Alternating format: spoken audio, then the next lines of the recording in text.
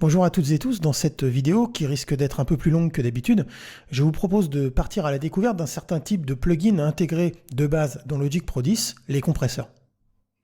Alors comme bon nombre de DAW concurrents, on peut penser à Cubase, à DP, à Pro Tools, à Studio One et j'en passe, chacun propose son lot de compresseurs.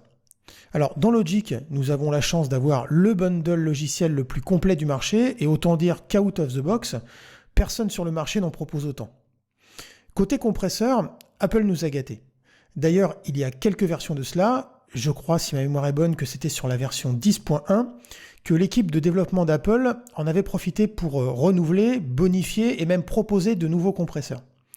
Ici, le but avoué était de pouvoir nous proposer des émulations de grandes références hardware dont les plus férus de matériel audio reconnaîtront certainement l'affiliation. Certes, Apple n'en a pas repris les appellations originales, pour des raisons de licence et de droit à mon avis, mais en termes de modélisation, on peut faire confiance à Apple, la qualité est au rendez-vous. Au total, les compresseurs sont au nombre de 7 et sont tous accessibles via une seule et unique interface. On retrouve le Platinum Digital, qui est un compresseur numérique assez propre, le Studio VCA qui fait penser d'entrée de jeu au compresseur RED de Focusrite, le Studio FET, qui est le fameux compresseur FET 1176 Blackface de chez Universal Audio, le classique VCA qui fait penser lui au DBX 160 très utilisé en studio d'ailleurs dans sa version hardware, le Vintage VCA qui est basé lui sur un compresseur de chez SSL, le Vintage FET qui est une autre révision du O76, visiblement le Blueface d'après ce que j'ai pu en lire, et le Vintage Opto, ici basé sur le célébrissime LA2A chez Universal Audio, une autre référence en la matière.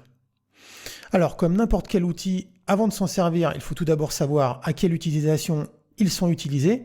On ne va pas planter des graines dans son jardin avec un tractopelle, hein. On va prendre l'outil adéquat.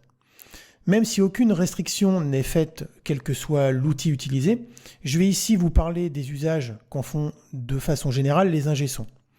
D'ailleurs, n'hésitez pas à laisser en commentaire vos feedbacks respectifs et autres astuces qui pourraient profiter à celles et ceux qui verront cette vidéo. Ici, Logic propose les trois grandes familles de compresseurs que sont les compresseurs VCA. Alors ici, le principe des circuits VCA, c'est de faire varier le gain via un amplificateur, d'où le nom d'ailleurs, hein, VCA, qui veut dire Voltage Controlled Amplifier. On va pouvoir ici atténuer ou booster notre signal grâce à lui. Ce type de compresseur aura tendance à être plus chaud, mais ne réagira pas aussi vite que ses homologues.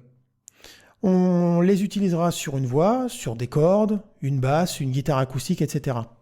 On leur reconnaîtra d'ailleurs aussi une certaine qualité dans tout ce qui est traitement des basses fréquences.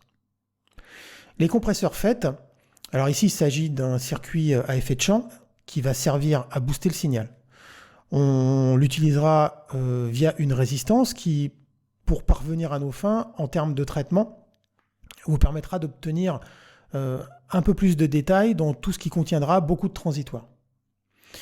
Les compresseurs optoélectroniques, eux, utilisent la lumière pour que cette dernière soit transformée en électricité. On les utilise souvent sur des voix, des guitares ou des drums pour leur réponse rapide aux transitoires.